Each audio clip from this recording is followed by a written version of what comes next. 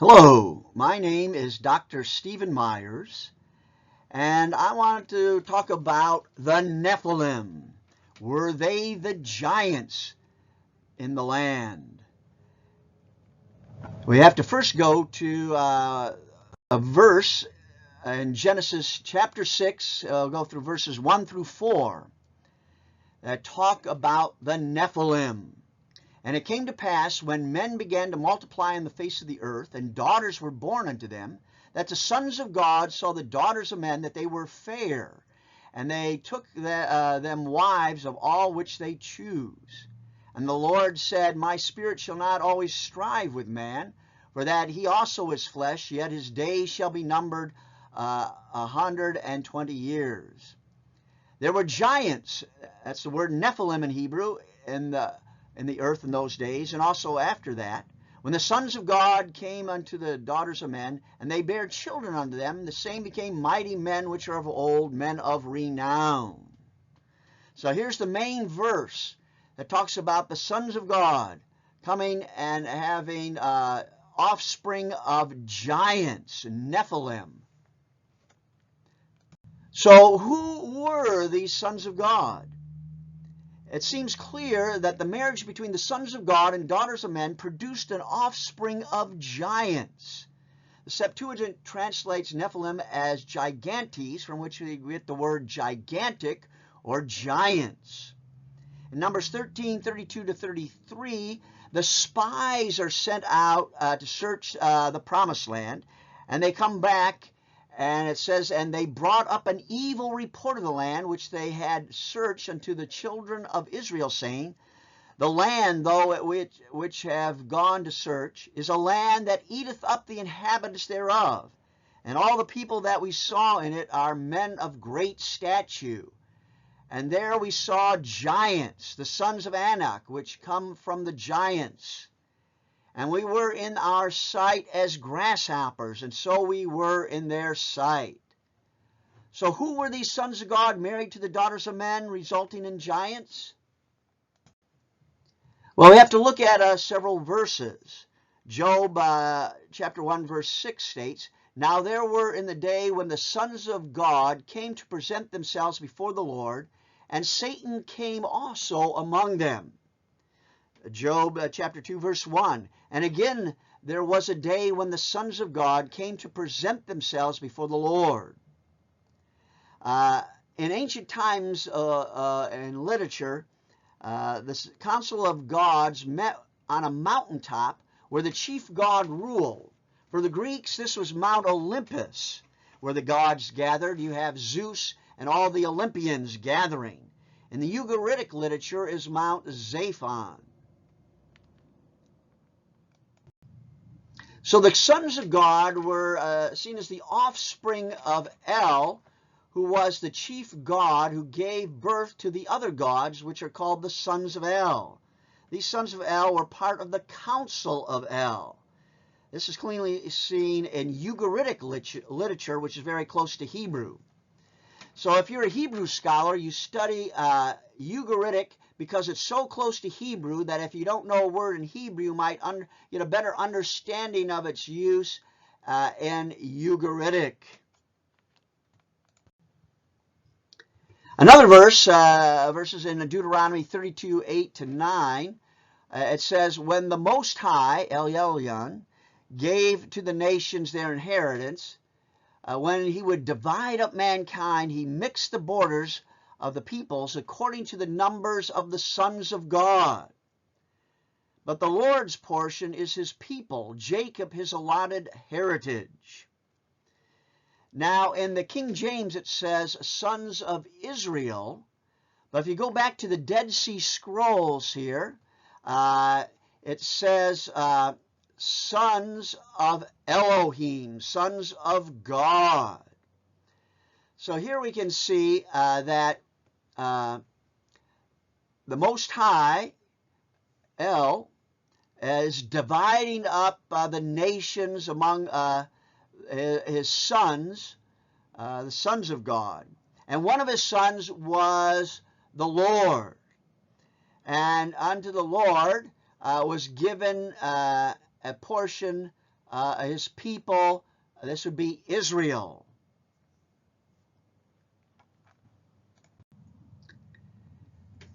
Now, the Lord and his Asherah is found on pottery from Kunta Hujar from the 8th century BC. The Lord is pictured as Best, which should be a bovine, Egyptian deity, and Asherah, his wife, next to him. In the back right is seated a female playing a lyre or harp. An inscription is a petition for the blessing of God and his Asherah. It states, I have blessed you, O Lord of Samaria, and to his Asherah. So here we have, from ancient times, the 8th century, that God had a wife, Asherah. Another interesting verse is in Ezekiel 32:27. And they shall not lie with the mighty that are fallen. That's a verb from what we get Nephilim, of the uncircumcised, which are gone down into hell, or Sheol, with their weapons of war, and they have laid their swords under their heads, but their iniquities shall come up, shall be upon their bones, though they were the terror of the mighty in the land of the living, from the King James. Septuagint, and they lay with the giants that fell of old, who went down into Hades from their weapons of war, and they laid their swords under their heads, but their iniquities were upon their bones, because they terrified all the men during their life. This seems very similar to the Titans that fought a war against Zeus and the Olympian gods. The giants, Titans, lost, and they were cast in the lower parts of Hades, Tartarus. So we can see that we looked at these verses of Deuteronomy, that El and his wife Asherah have children, 70 sons of El, and one of them was the Lord, the son of El, who inherits Israel. Now, between the Testaments, we have the influence of Zoroastrian under Persian rule. We won't go into details, but there's a lot of interesting parallels. We want to look at the book of giants that we see in the Dead Sea Scrolls, in which we get the book of Enoch takes from as well. We see the Lord and El and Baal, all attributes that are combined into one supreme God. The Lord no longer has a wife, and the sons of El become the angels and demons of the New Testament. In the book of Giants, this is the earliest known tradition. We have Aramaic copies of the book of the Giants among the Dead Sea Scrolls. And there's a lot of mythology around these giants, as we read in Genesis chapter 6, the book of Enoch, Jubilees, Genesis Apocryphon, 2nd and 3rd Baruch. We have the Damascus document, Daniel chapter 7, verse 9 through 14. This all gives a background of these antediluvian giants. They were called watchers in the book of Enoch, the sons of God, or the holy ones. And they are called by Nephilim, Gibeon, or Rephaim, half-breed races that fought against God and his righteous followers. And the book of Giants just goes into more details about this than Genesis chapter 6, verse 1 through 4, as well as the book of Enoch. It goes into much more details. And here we list the different fragments of the book of Giants from the Dead Sea Scrolls. And we should say in 4Q201 that they were 3,000 cubits tall. Now, in the book of Enoch, it expands on Genesis chapter 6. there are 200 angels that desired the beautiful men, daughters of men. And in the King James it says fair, but that back then it would mean beautiful. And they descended upon Mount Hermon. And see down the corner there, Mount Hermon is snow-capped. I'm looking, taking this from Tiberias there in Galilee, looking over the Sea of Galilee at Mount Hermon. And then we have on the right here, we have the angels fighting the fallen angels that are cast from heaven.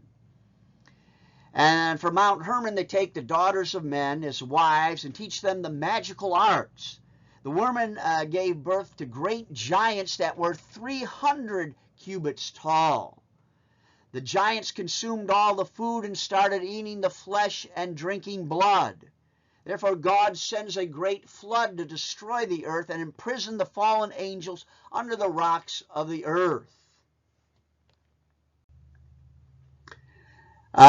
We can see more about this in Jude in the New Testament, verses 6 and 7.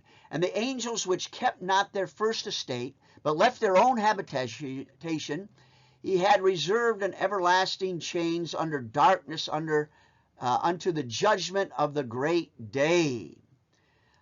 Even as Sodom and Gomorrah, and the cities about them, in like manner giving themselves over to fornication, and going after strange flesh, are set forth for an example, suffering the vengeance of eternal fire. So here it talks about the angels leaving their heaven and cohabiting with the daughters of men, and now they are put in chains in darkness until the day of judgment, where they're cast into the eternal fire. 2 Peter chapter 2, verse 4, it says, For the Lord spared not the angels that sinned, but cast them down into hell, and delivered them into chains of darkness, to be reserved unto judgment. Just how big is God? In ancient times, the gods were gigantic in size. Zeus was 40 feet tall.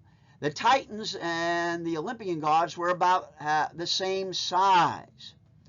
Those that were half human and half god were about half that size. Hercules was 4 meters tall, or about 13 feet tall. The ancient Greek writer Apollodorus refers to Alcyoneus as the king of all the giants. He was said to be 12.5 feet tall. There was a battle between the Titans and the Olympians called Gigantami, and Hercules, or Heracles, shoots Eclandes with his arrow, and then buries Eclandes under Mount Vesuvius, where he can breathe out his fire. Another explanation of why Mount Vesuvius will give off fire and explode, because there's the Titan under there breathing.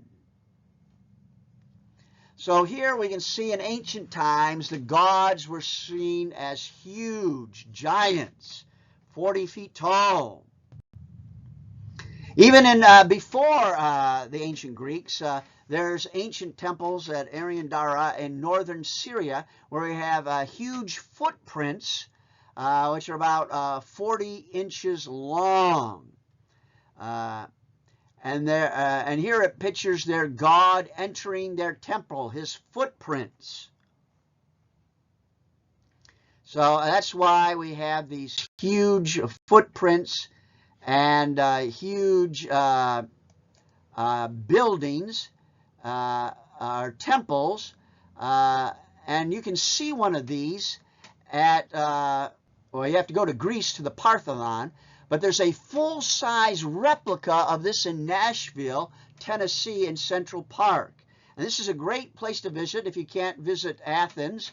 Go to Tennessee, Nashville there, and see this huge replica, full-size, of the Parthenon. And inside, they have a huge statue of Athena. And you can see here I'm standing next to it here, and they saw these gods. These Greek gods were huge gods. They were bigger and stronger than anyone else. And why did they think these were so big? Well, I think it goes back to finding huge fossil bones that look like human bones. Mainly around the Mediterranean Sea, one finds these large fossils of mastodons, mammoth, giant rhinos. The mastodon jaw and teeth look very human and very big. The skulls of the mastodon look like it has one eye, and probably gave rise to the story of the Cyclops. Now in Genesis chapter 6, it talks about giants, the Nephilim. And throughout, in other places in the Bible and in ancient Greek language and other ones, it talks about giants. And I think this is how what happened. They found bones. Here you can see one. This is of a mammoth, and it looks like a jawbone like our jawbone. And here's one of another one of a leg, and it looks like our leg, only a lot bigger. So I think they found these fossils and didn't realize that they were mammoths like we do today, but they thought these were giants. They thought these might have been, in the Greeks, be the titans that were buried underneath the earth. And there's even an earthen jar that has a picture of a skeleton. So I think the idea of these giants came from digging up these bones. And it was mainly mammoth, mastodons, and finding these huge bones that look just like human bones. And so they figured these were the giants of old. And I think this is what happened back in ancient times.